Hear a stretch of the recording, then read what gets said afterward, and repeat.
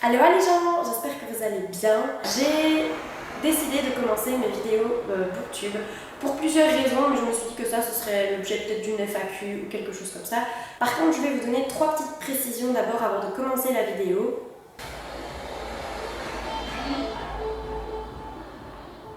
Première précision, quelques informations personnelles.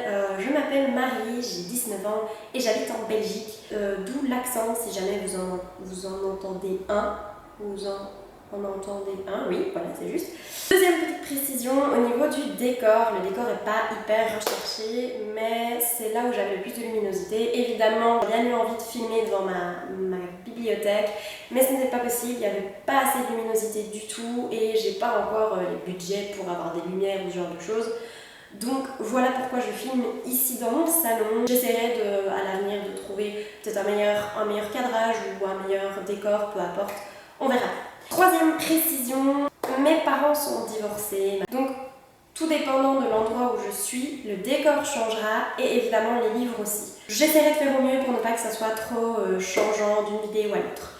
Donc, voilà, les précisions sont enfin finies. Marie, tu en as encore trop fait. Let's go. J'ai décidé de commencer ma chaîne YouTube avec l'attaque de la pile à lire. Vous devez sûrement le connaître, ce n'est pas du tout un tag récent. Je me suis dit que ça vous donnerait un aperçu global de ce qu'il y a dans ma palle, de quel genre de livres je lis et quelles sont mes préférences au niveau des bouquins. Je me suis équipée de mon GSM, si je veux bien s'allumer. Je commence tout de suite par la question 1, un livre dont vous ne savez pas de quoi il parle. J'ai décidé de vous présenter La vie extraordinaire des gens ordinaires de Fabrice Collin, publié aux éditions Flammarion. J'aime beaucoup la couverture. Il s'agit de nouvelles, il me semble. J'ai pas trop compris le résumé, je vais pas chercher à en savoir plus non plus. Je vais me lancer dedans, les yeux bandés, et je pense que c'est la meilleure manière d'être surpris. On passe à la question numéro 2. Un livre depuis plus d'1 an. Il y en a beaucoup. J'ai décidé de prendre La voleuse de livres de Marcus Zusak, publié aux éditions XO Éditions. Je l'ai acheté parce que ça concerne la Seconde Guerre mondiale et que pour le moment je suis assez branchée là-dessus. Vous allez voir dans ma palle, il y en a pas mal. Ce livre me fait beaucoup envie depuis que j'ai vu la vidéo de Manu qui en parlait vraiment bien. Question 3. Un tome 2. J'ai décidé cette fois de vous présenter le tome 2 de La Passe Miroir, le disparu du clair de lune, de Christelle Dabosse. Ce livre, j'en ai énormément entendu parler par Émilie de la chaîne Build Up. Je pense que tout le monde le sait maintenant. Ça a été un phénomène incroyable. Elle a fait des éloges sur ce livre à n'en plus finir. Donc du coup, pour parler de ce roman, j'ai lu le premier tome, je l'ai adoré, j'ai trouvé ça très original et j'ai adoré le personnage de Thorn. Je l'ai trouvé tellement mystérieux et en même temps tellement protecteur et tellement paradoxal. Franchement, je vous invite vraiment à la lire si ce n'est pas déjà fait. Question 4, plusieurs livres d'une même série. J'ai décidé de vous présenter du coup le premier tome de la saga Chronique de la fin du monde, le premier tome au commencement, écrit par Susan Beth Pfeffer et édité aux éditions Pocket Jeunesse. Et du coup, le deuxième tome, toujours de la saga Chronique de la fin du monde de Susan Beth Pfeffer. Le tome 2, L'Exil, toujours aux éditions Pocket Jeunesse. Je n'ai pas acheté le troisième tome parce que j'ai acheté ces deux-ci moins cher à Bruxelles. Et j'avais le tome 3, mais le tome 3 était complètement cassé au niveau du dos. C'est ce qui se voit le mieux dans la bibliothèque et c'est vraiment la partie essentielle du livre qu'on n'a pas envie d'abîmer. Ça a été superficiel, mais c'est vraiment quelque chose qui m'énerve. Question 5, un classique. Et là, j'ai décidé de vous présenter 1984 de George Orwell aux éditions Folio Plus Classique. C'est un roman dont j'ai beaucoup entendu parler, de par le fait que c'est une des premières, si pas la première, j'ai peur de dire des bêtises, mais l'une des premières dystopies. Je n'ai jamais vraiment cherché à comprendre de quoi ça parlait vraiment. Je sais que c'est un problème de société, comme dans toutes les dystopies fatalement. J'avais bien évidemment d'autres classiques dans ma bibliothèque, mais beaucoup que j'ai déjà lus, et comme c'est le tag de la palle, bah voilà, je vous présente celui-là. Question 6, un livre qui vous fait vraiment très envie. Et là, j'ai décidé de choisir Miss Peregrine et les enfants particuliers de Ransom Riggs aux éditions Bayard. J'ai mis énormément de temps à l'acheter. Je l'ai acheté à la foire du livre de Bruxelles. Voilà, à partir d'un moment, quand on le voit passer partout, vraiment partout, on ne peut que l'acheter parce qu'il nous fait trop envie. C'est ce qui s'est passé avec Les Fiancés de l'hiver et voilà, c'est ce qui s'est passé avec celui-ci aussi, et notamment le fait que ce soit un objet livre absolument magnifique fait que on ne peut pas résister. Il y a de ces illustrations de malades. Tout ce qui est graphique dans le bouquin est très soigné. J'ai juste envie de le dévorer maintenant que je sais que le film sortira très bientôt. J'ai d'ailleurs vu la bande-annonce et je ne vous dis même pas à quel point je bave devant ce livre. On continue avec la question 7, un livre que vous gardez pour lire pendant une période précise, que Serment d'automne de Françoise Bourdin, publié aux éditions Pocket. Si cette couverture ne vous inspire pas assez l'automne, ben, créez-en une vous-même. C'est tout ce que je peux vous dire. Ce livre, j'en ai jamais entendu parler. Je l'ai acheté pour 2 €. Donc je me suis dit, pourquoi pas. J'avais lu BM Blues de Françoise Bourdin. C'était très masculin, mais j'avais bien aimé l'écriture de l'auteur. Et j'avais eu l'occasion de rencontrer l'auteur au Salon du Livre de Bruxelles. Auteur que j'avais vraiment trouvé très attachante. Et donc du coup, je me suis dit, pourquoi pas lire un 2e livre. Et à la prochaine foire du livre de Bruxelles, le lui faire dédicacer aussi. On passe à la question 8. Un livre que vous avez prêté sans l'avoir lu. Ben là, ça va être très rapide. Je ne prête jamais mes livres sans que je les ai lus. C'est un tic. Question 9. Un poche. Les 5 personnes que j'ai rencontrées là-haut de Mitch Albom, publié aux éditions Pocket. Celui-ci, je l'ai acheté sur un coup de tête. Je suis arrivée dans ma librairie, j'ai vu la couverture, j'ai vu qui était l'auteur, je sais que Manu en a déjà lu, et comme je sais que Manu a de bon goût, j'ai décidé de l'acheter principalement pour la couverture qui est vraiment très très jolie. Donc c'est des nacelles dans une fête foraine, et en gros c'est ça l'histoire. C'est un gars de 83 ans qui s'appelle Eddie, qui va se faire renverser par une nacelle en voulant sauver une petite fille. Il va mourir et il va monter aux cieux et rencontrer 5 personnes. J'ai trouvé l'idée pas mal. Je me suis dit ça peut être intéressant, ça peut être peut-être un peu philosophique, et comme j'aime quand même bien les livres un peu philosophiques, je me suis dit que ça pourrait beaucoup me plaire. On avance, question 10. Un livre dont vous aviez complètement oublié l'existence.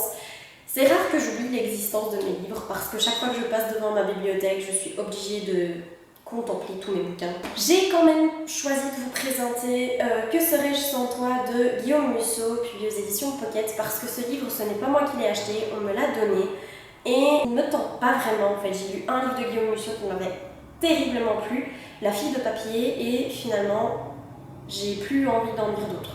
Question 11, votre prochaine lecture promis juré. Ça c'est jamais promis juré parce qu'à 99% je change tout le temps, mais j'ai quand même décidé de vous présenter Divergente de Veronica Roth, publié aux éditions Nathan. Donc c'est le fameux raconté par 4. J'ai trouvé ce livre dans un magasin qui les revendait moins cher et il m'a coûté 4 ou 5 € je pense. Du coup je me suis dit pourquoi pas. 4 est quand même un personnage que j'apprécie, hein, je ne veux pas se voiler la face.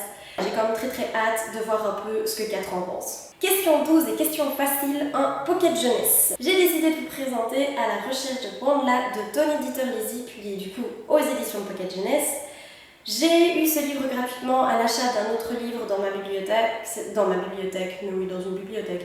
une librairie. C'était à l'occasion de l'anniversaire de la librairie de ma ville, et celui-ci me fait très envie. Il a l'air très chouette. Suzanne Collins, l'auteur de Hunger Games, a dit ce livre m'a transporté. J'espère qu'il me transportera tout autant qu'elle. Question 13, un livre que personne n'a aimé, du coup vous avez un peu moins hâte de le lire. Je vous montre La mer infinie, donc le deuxième tome de la 5e vague, écrit par Rick Lancé, que j'ai ici aux éditions France Loisirs, puisque c'était mon achat trimestriel. Ce livre est beaucoup plus court que le premier tome, puisqu'il fait près de 200 pages de moins. Je suis assez mitigée à le lire. Moi j'ai adoré le premier tome, vraiment, comme beaucoup en fait. Par contre, beaucoup m'ont dit qu'ils n'aimaient pas beaucoup le personnage de Ranger, donc Ranger.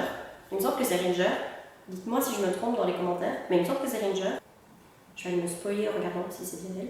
Mais moi j'aimais beaucoup son personnage, donc je me dis que ça pourrait me plaire plus qu'à d'autres parce que j'ai eu la chance de bien aimer son personnage. Question 14, un livre que tout le monde a aimé. Je ne pouvais pas montrer autre chose. Ah, comme aujourd'hui, David Levitan, publié aux éditions Gallimard dans leur collection Polyfiction. J'aime beaucoup ces collections. Avec Bleu de jaune, j'aime vraiment beaucoup. C'est le seul livre que j'ai aux éditions Polyfiction. Ça me plairait d'en avoir plus. Justine de Ferry-Neverland en parle très très bien. Si vous voulez être convaincu par quelqu'un, il n'y a pas mieux. Vraiment, il n'y a pas mieux. J'espère être tout aussi convaincue qu'elle quand je l'aurai lu. Question 15, un livre qui va être adapté au cinéma et que vous voulez absolument lire avant. Donc je vous présente Bird Box de Josh Malerman, publié aux éditions Le Livre de Poche. J'ai beaucoup entendu parler de ce roman-ci quand il est sorti en grand format. J'ai eu un flash et j'ai décidé de l'acheter. Quand je l'ai vu en fait en rayon, en poche, je me suis fait oh je le veux. C'est comme ça qu'il a atterri dans ma palle.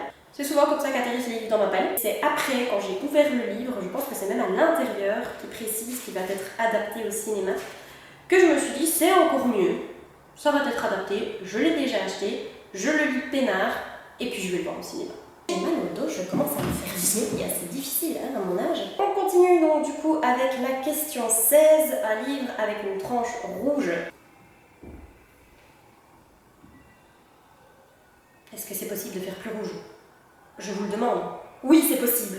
Risque 0 est plus rouge. Zut. Enfin bref, tout ça pour dire que je vous présente Le Tour du monde en 80 jours de Jules Verne, publié aux éditions Le Livre de Poche. Donc en texte intégral, c'est Le Tour du monde en 80 jours quoi. Donc je suis désolée si le cadre vient de changer. J'ai filmé. Première vidéo, mon appareil se coupe. Alléluia. On recommence la vidéo là où je m'étais arrêtée. Bonne continuation. Question 17, un livre de votre auteur préféré. La mécanique du cœur de Mathias Malzieu, publié aux éditions J'ai lu. C'est un auteur très poétique, bourré de talent, qui fait des phrases très poignantes, qui manie très bien sa plume. Et en plus, il est chanteur, donc quoi demander de plus? Question 18. Une suite de séries, mais avouez-le, vous ne vous souvenez plus de l'histoire des tomes précédents. Il s'agit de Opération Joshua, le tome 2 de M.J. Harris. J'ai lu le premier tome il y a un bail.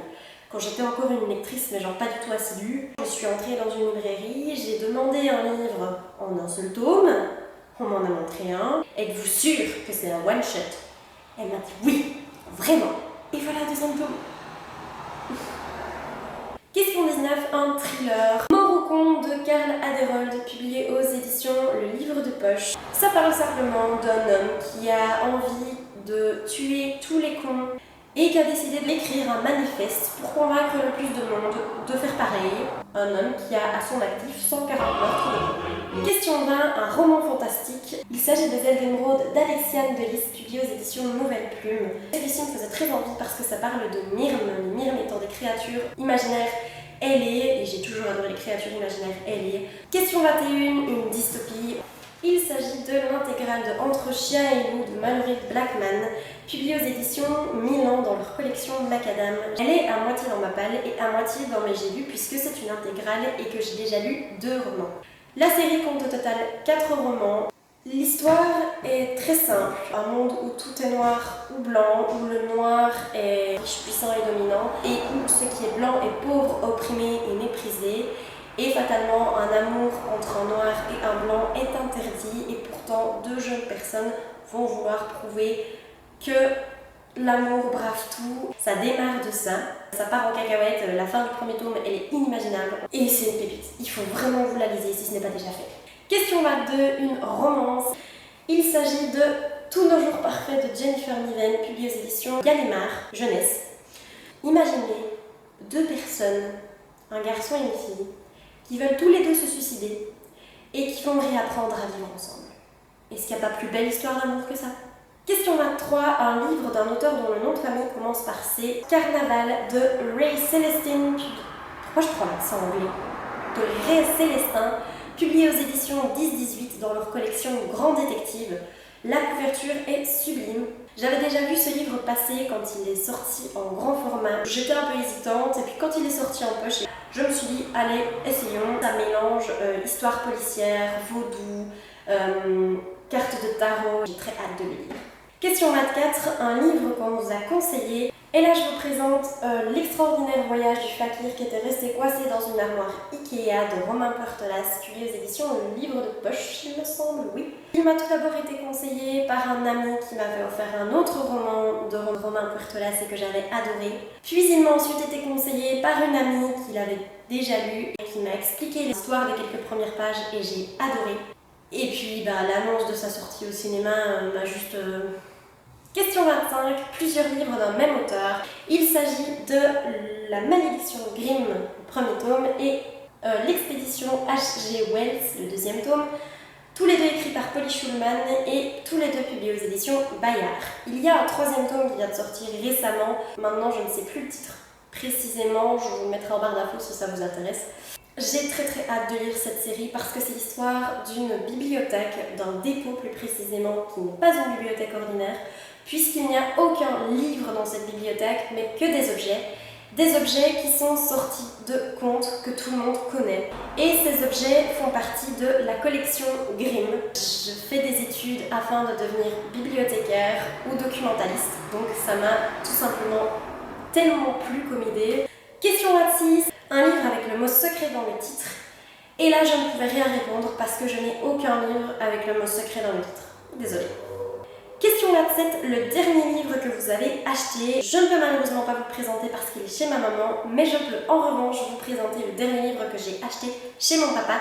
Et il s'agit de Orgueil et préjugés et zombies de Jane Austen et Seth Grahame-Smith, publié aux éditions Pocket. Je n'ai jamais lu Orgueil et préjugés de Jane Austen, mais ce sera vite fait puisque le dernier achat que j'ai effectué chez ma maman est tout simplement Orgueil et préjugés de Jane Austen.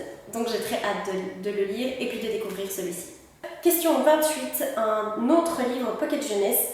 Et j'ai décidé de vous présenter La Fournaise, donc le premier tome enfermé de Alexander Gordon Smith, publié aux éditions Pocket Jeunesse. C'est un livre qui m'a été offert à l'achat d'un autre livre à l'occasion de l'anniversaire de la librairie de ma ville. C'est un livre qui me fait envie depuis qu'il est sorti en grand format. Je trouve la couverture très originale, c'est une dystopie et j'ai juste très envie de le lire.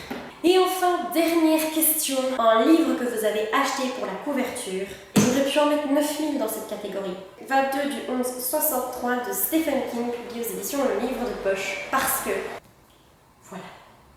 Ici, nous allons suivre un homme qui va remonter le temps pour essayer de contrer l'attentat de JFK et ainsi lui sauver la vie parce qu'un ami mourant le lui a demandé. Voilà. C'est la fin de ce tag. J'espère que les livres que je vous ai présentés vous auront plu. J'espère aussi que vous aimez le même genre de livres que moi et qu'ainsi je pourrai vous présenter encore plus de contenu et pouvoir vous ravir chaque jour, mes petits enfants. Je dérape complètement. Tout ça pour vous dire que je vous souhaite une très bonne journée, matinée, soirée, nuit, peu importe. De très très bonne lecture et que je vous revois très bientôt. Ciao!